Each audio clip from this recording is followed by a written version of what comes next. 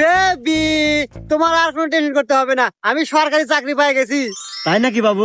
তা মাসে তোমার বেতন কত?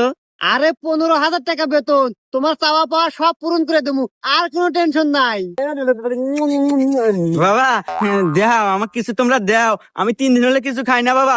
তোমরা তো ওই জঙ্গলের মধ্যে খাওয়া দাওয়া কিছু করতে চাও। আপনার ফকির মানুষ, আপনার মুখে এত বড় কথা মানে না।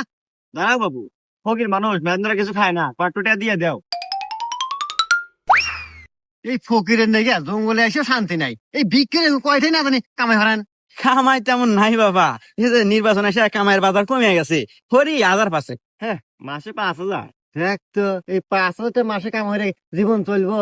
হাপু মাসে না দিনে।